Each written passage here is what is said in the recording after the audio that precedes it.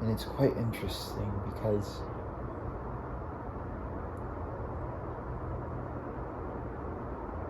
I was just pondering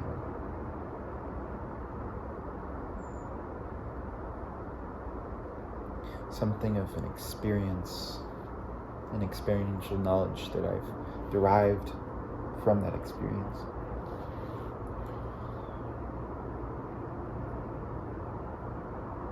That if you create from a place of anxiety, from a place of tension, if you're co-creating with other beings, if you are sharing the experience of your tension with other beings, and you're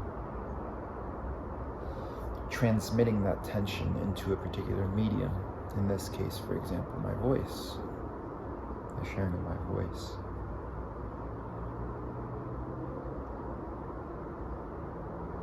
that tension and that anxiety are still present if you do not do the work to clear them away before pouring out your offering and your creation. And that's not to say that the creative act of facing one's own anxieties by way of using a certain artistic medium to pour it out and get rid of it. That's not to say that doing that is a bad thing. In fact, I highly encourage it, specifically as a way to rid oneself of the tension and the anxieties which might want to wrap themselves into our offerings.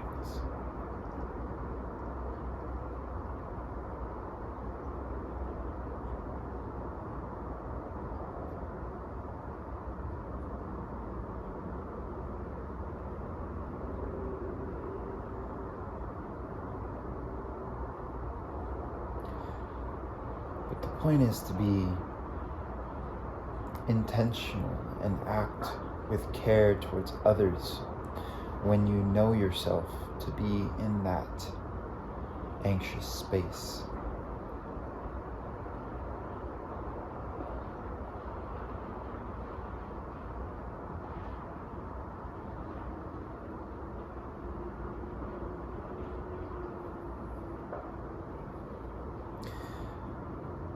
And I'm thinking in particular, I've been in a situation where there is work that needs to be done, and the person who is managing how tasks get oriented and distributed, you could say, organized, that was offered from a place of great tension because there's so much happening. A lot of sources of tension which are very valid.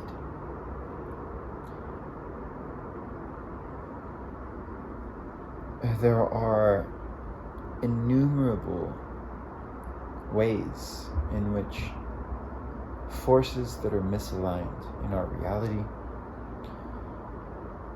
will come to test us and will come try to shake up our tranquility and our sovereignty and our truth and our pillars of stillness, to try to bring us into that state of tension in order to perpetuate the chaos and the delusion of fear, anxiety, ignorance, delusion.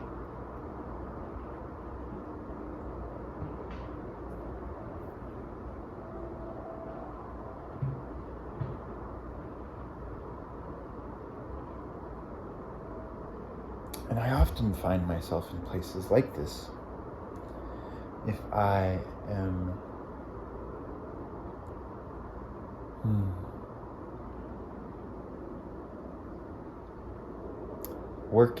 overworking myself to meet certain expenses for food and bills and whatnot.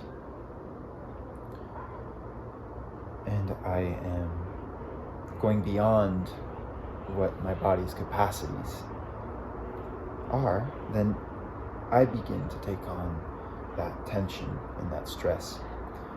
And in such moments,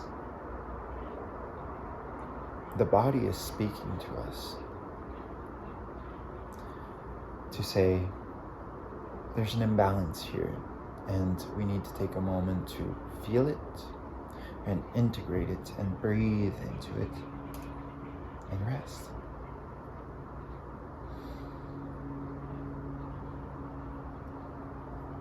Because originally we're not at all designed to be overworking ourselves, such as this absolutely insane society demands. Even a 40-hour work week is absolutely ridiculous. If done in a way that is misaligned. If I was magnificent music in the distance. If I was spending 40 hours a week writing, it would just put me in an absolutely blissful state, and I'd be happy to offer that. But even then, that might be a little bit too much.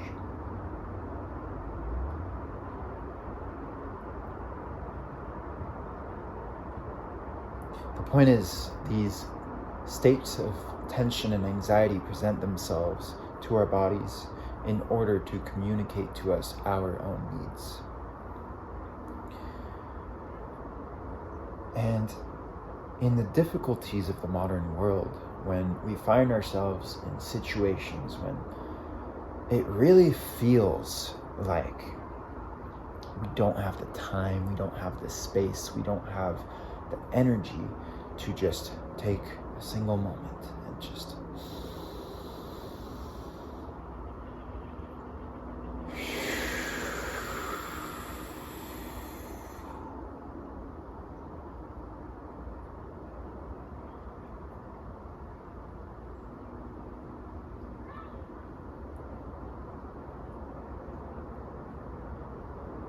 and it really is often taboo to do such a thing. And we often convince ourselves that we really can't. And then we cling to that belief, and we fall more deeply into the spiral of anxiety, fear, self-negation, of constriction, contracts. A society based upon contracts and constrictions. These are cons, where the opposite of contraction is expansion.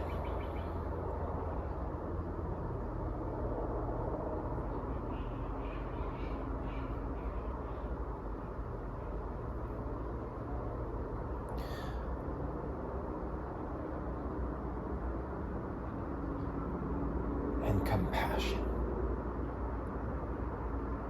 I don't think compassion is the opposite of contraction, technically nor directly, but I do believe that within the energetic, interconnected causal sphere of the word contraction, and that the tangible ripples, the realities that are tangibly and materially felt in the presence and in the ripples of that word,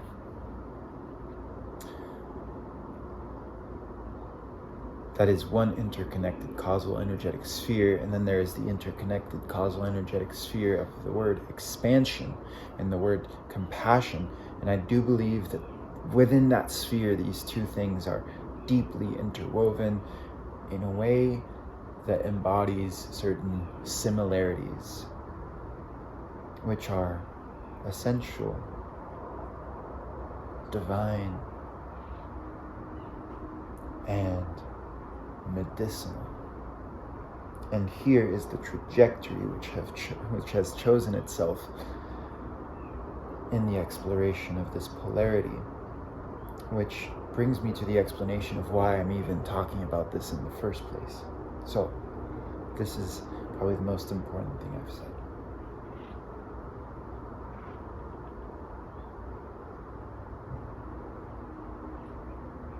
First off, if you ever find yourself in a situation wherein someone else is in that state of constriction and stress and tension and contraction and contracts with obligations which they have convinced themselves they must obey at the expense of their own sovereignty and salvation and peace and equanimity, the way that you can present yourself as a form of assistance and medicine to such a person, as a system of support in a society where we are, as human beings, meant to be here for one another and to assist one another and to help one another and love one another. The medicine and the remedy to the energy of anxiety and tension and contraction which someone will almost inevitably project onto you when they are like just stuck in that state. You root yourself within your expansion and your compassion and your breath and your pillar of divinity and sovereignty. And you hold that energetic pillar in every way, in your physical composure, in your spiritual clarity and stance, in your energetic ripples which protrude from your field of being, and you simply offer that to the person in a way that is sovereign, that is well boundaried, so that you don't take on too much of their unwanted energy. But you recognize that they are in that state of constriction and contraction. You don't want to take that on for yourself. You just offer them compassion, love, stillness. And you let them feel that emanating from your field of being. And from there, it'll be their choice if they want to allow that to be a reminder that they can find that state of being within themselves in that present moment. Or if they want to continue on the spiral of the descent into the body's feelings communicating to them.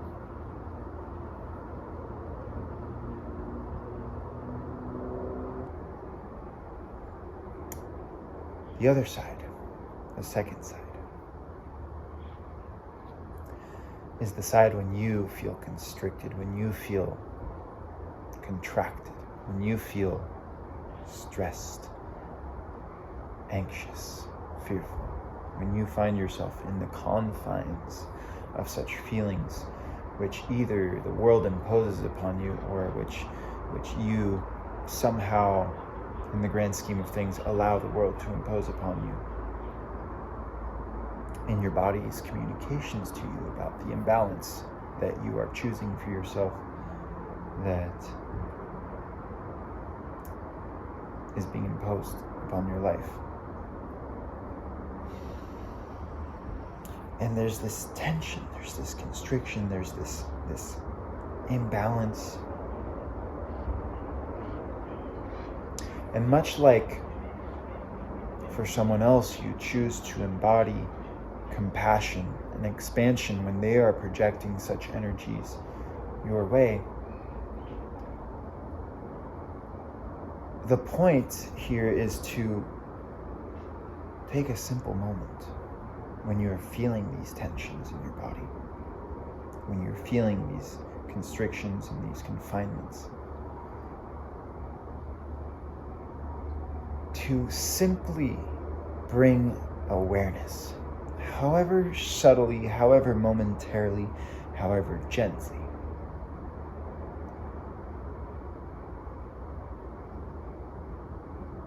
to the knowing and the remembrance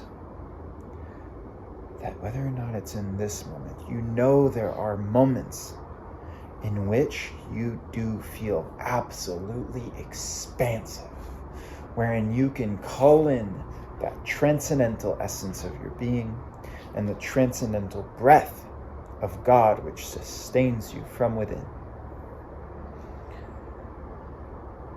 And however strongly or minutely you can choose with your free will, with your awareness, to focus your awareness and your consciousness on the remembrance of that truth within yourself. And this can look like taking a simple breath.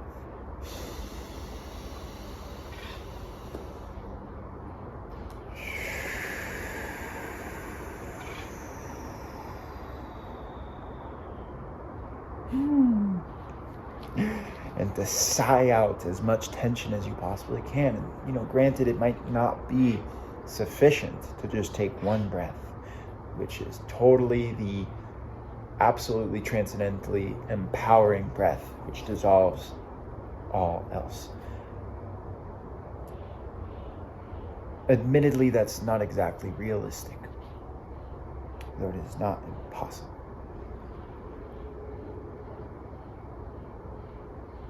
But simply allowing yourself to take a single moment, and like I say, however deeply or minutely, to focus on that breath and the power of your transcendence, which you know yourself to contain within your will and within your heart and within your body and within your being, and to call upon it, to call it in, to invoke it with your awareness, with your presence, and to say, I remember you.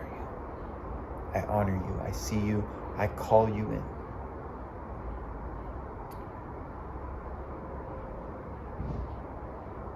And you might even choose in such a moment to allow yourself to feel, however deeply, however minutely, however imaginarily, if that is a word, to feel this expansion within yourself, to take this breath. And maybe you begin by feeling the expanse of your ribcage, which is a form of expansion. And then to sigh and to visualize as you sigh a deeper expansion of your energetic field. To visualize it with your mind's eye, to visualize it with your heart's eye, to envision it in the sensory stream of your experience, and to try to remember that feeling is there. And in remembering, allowing the connection between the current present moment version of you, which you are in a state of constriction, and that version of you which is expansive, and to maybe whether it's just for a moment or whether it lasts a little bit longer and sustains itself, to hop over into that timeline where you are in that state of expansion, where you are just purely expansion, compassion, self-care, self-love, rooted in the pillar of your own essence, of your own being, of your own presence, of your own tranquility, and of your own sovereignty.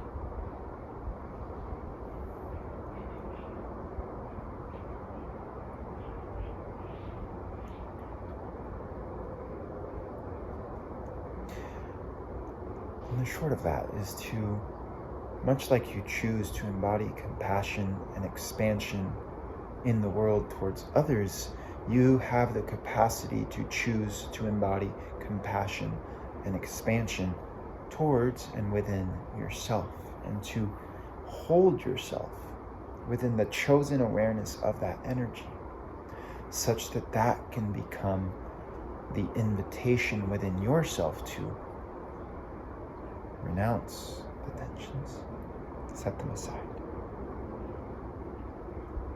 and allow them to expand. Allow yourself to expand.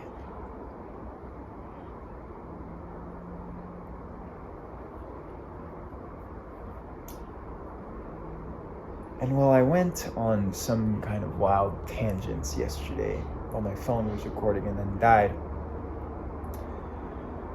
I explored this idea, which I will try to explore in a more concise manner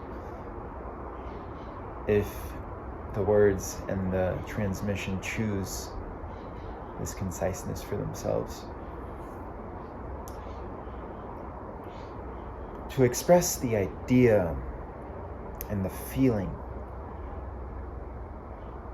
that all this is to do with our relationship to our primordial wildness and animality and somatic intelligence, and like this deeply ancient, atavistic, ancestral embodiment of our being, which is always speaking to us. And I've referred to the constrictions and the contracts and the contractions and the stress as the intelligence of our body speaking to us of an imbalance, communicating to us that we are in need of something else, that we are overworking ourselves, that we are doing something that's out of alignment with the true callings and desires of our souls and our bodies and our soul bodies. And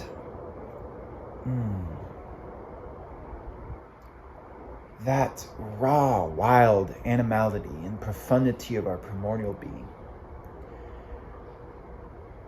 when it is constricted and confined by contracts which are not in alignment with the fluidity which it innately seeks in absolute alignment with the divinity which it embodies,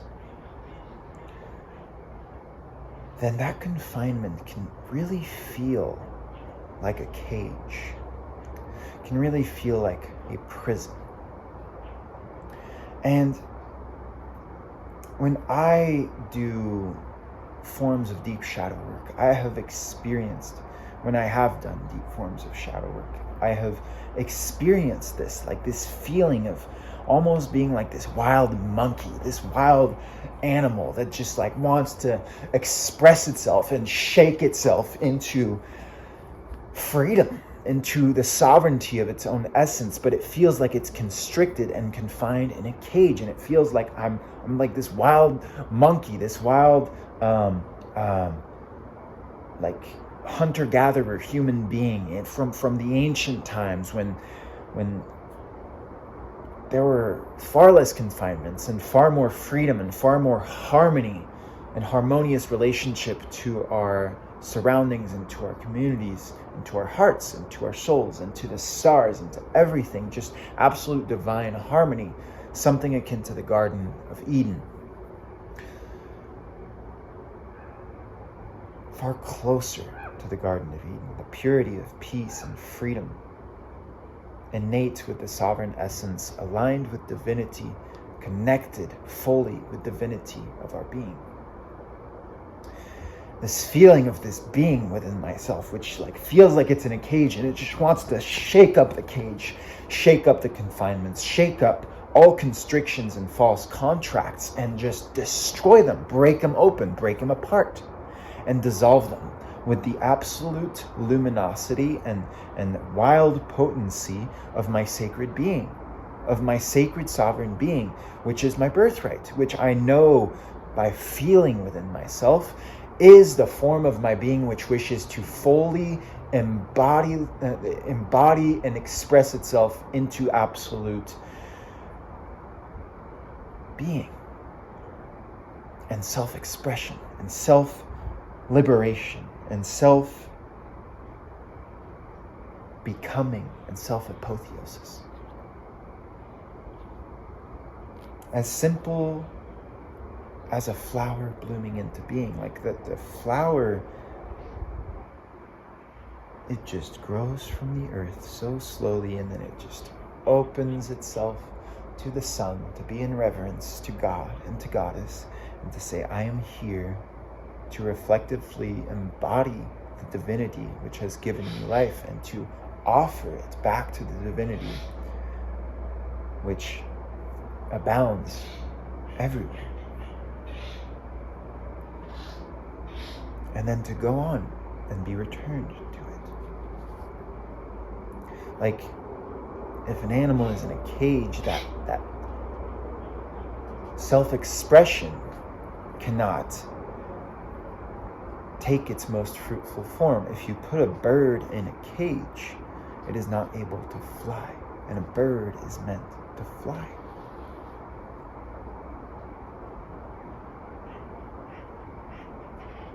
And it is absolutely no coincidence within the relation of our microcosmic experience of our individual bodies and the macrocosmic experience of civilization and the structures that are formed in society, in cities, in farming systems, in the systems that we build to sustain ourselves, so to speak. Although it's not very sustainable, it's not a form of sustenance when it takes the forms that it has. And what I'm trying to get at is, it is no coincidence that we live in a time where there are literal billions upon billions of animals which are in cages of all forms.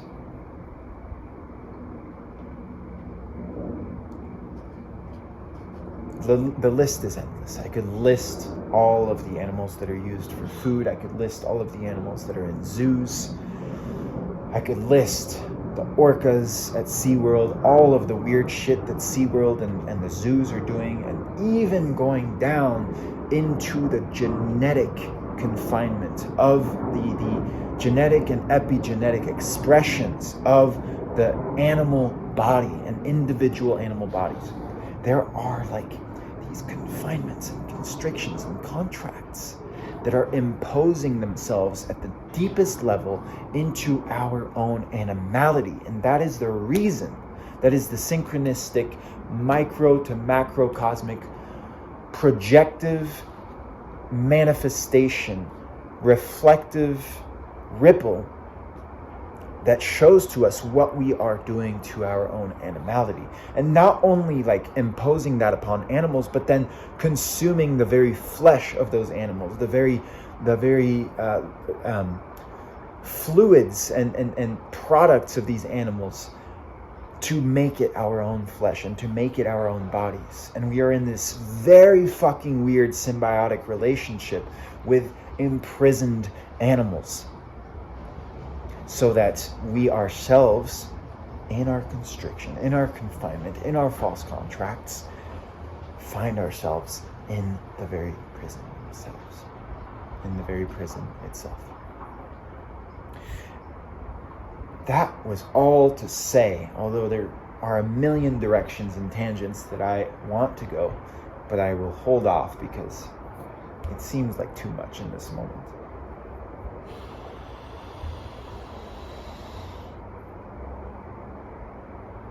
This constriction, this contraction, this stress, this anxiety, this fear which we allow to take hold of our beings and of our nervous systems, and then we create from that place and we interact with one another from that place. That energetic space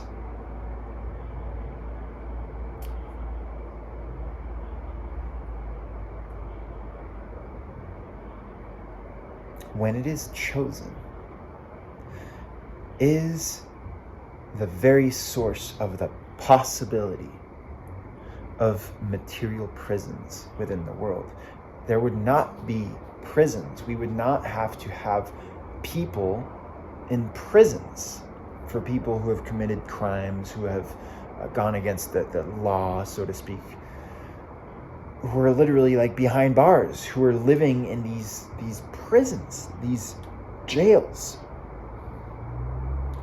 And not to mention the cages, the animals in cages. Like, these things are energetically related to this state of constriction and of contraction. contractual obligations to falsities which we impose upon ourselves microcosmically, which then ripple out macrocosmically to reflect themselves and show us what we are imposing upon ourselves. And this is just one microcosm among the micro to macro chain, where there might very well be within our genetics like codes that are even more primarily, even of even deeper primacy in the reason and the possibility for prisons to come into being. Maybe these things were imposed upon us genetically by some weird fucking alien races, if you want to call them that. But I'm not entirely sure about that. But there are stories, whether it's in the mythological blueprints which we have written for ourselves, or whether it's in the way that the collective unconscious is speaking about aliens and whatnot. Like this communication about genetics being tampered with some 10,000 years ago, 70,000 years ago, however long ago, within the ancestral stream of our multi-million-year-old presence here in this realm, which for the most part has been fully rooted in sovereignty and breath and expansion and the innate connection to the divine that is just there. It simply is.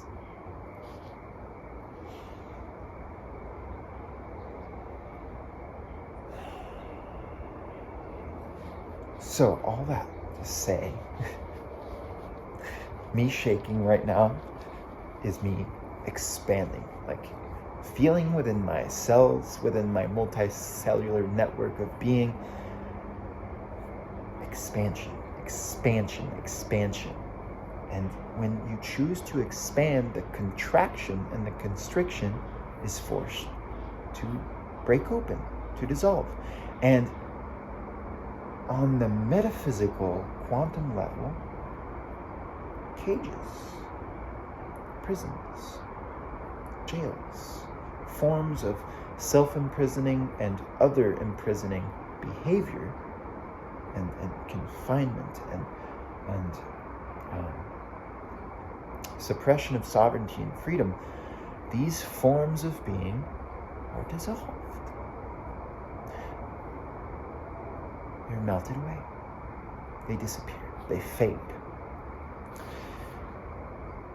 So that when you do this work within yourself, when you work your way through these tensions, through these contractions, and you figure out where they're coming from, and you feel the depth of what they're communicating to you on behalf of God, on behalf of the sacred intelligence of your body, on behalf of Goddess as well. God and Goddess hierogamically embodied within your being, within your soul body being. When you do the work of facing those things, whether it's like a little bit at a time, or whether it's you really take the time and the space and the energy to fully dive into those tensions in order to feel what they're communicating to you, when you do that work, you're doing the very work of breathing freedom into your microcosm, which is energetically interwoven with the macrocosm. They are the self-same substance.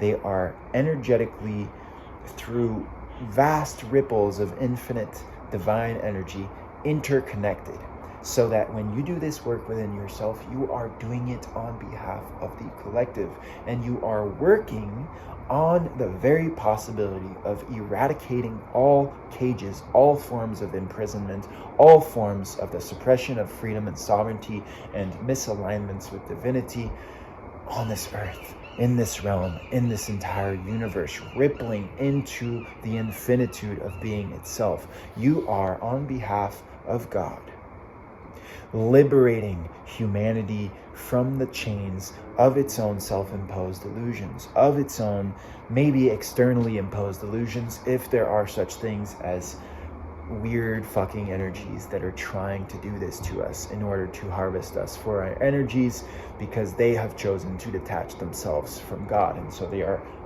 macrocosmically projecting it onto another, imprisoning another by being in that state of separation and constriction, and thus like projecting it on someone else. So going back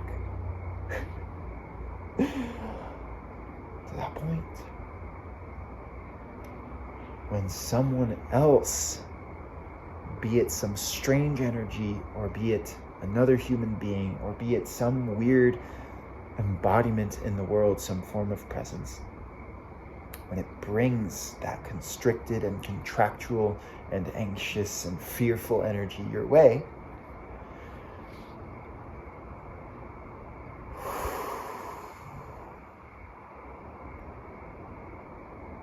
you can stand within the pillar of your breath and your sovereignty and your absolute innate connection to divinity and to the infinitude and invulnerability and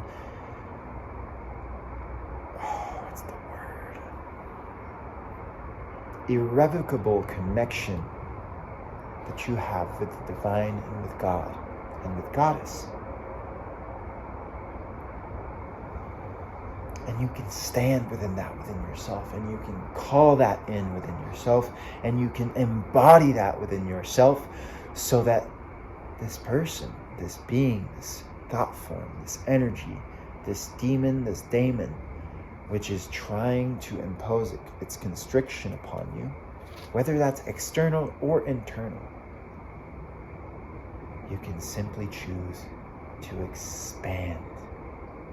And when you choose that expansion, and you choose the compassion that is woven into that expansion, and you choose the love and the truth and the freedom and the sovereignty that energetically belong and cohere within the coherence of that expansion, and you expand that field into the world, then you're giving an opportunity for another being, or for your being, to choose to step away from the self-imposed constriction and contraction and fear and anxiety and doubt and self-suppression and self-imprisonment, and to dissolve and step back into truth, divinity, sovereignty, love, freedom, resurrection, liberation.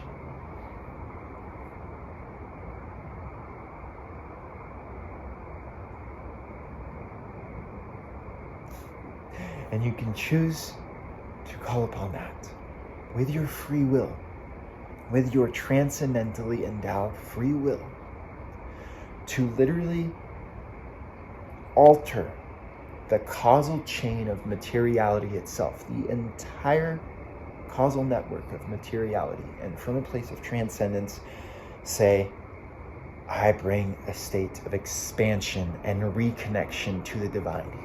I embody this, I choose to embody this pillar and to embody this ripple into all macrocosmic ripples, and to expand that and to share it and to offer it to the world. So, I've probably repeated myself a million times, but this is a message which ought to be affirmed, which ought to be embodied, which ought to be brought and breathed in soliloquy into being, into tangible, materializing being, medicine, healing. Now I have a bit of dust which has flown into my eye, which I will take as a sign to bring this to a close.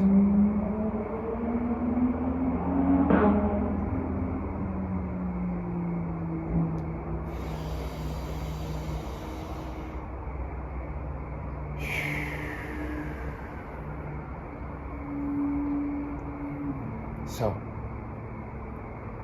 I choose with my free will to embody this expansion and to expand deeply, always, in in a way that is sovereign, free, loving, and always seeking to realign with the divinity which God has gifted me with breath. I choose with my free will this expansion, and I choose to offer this loving, freeing, truthful, divinely aligning expansion to the world.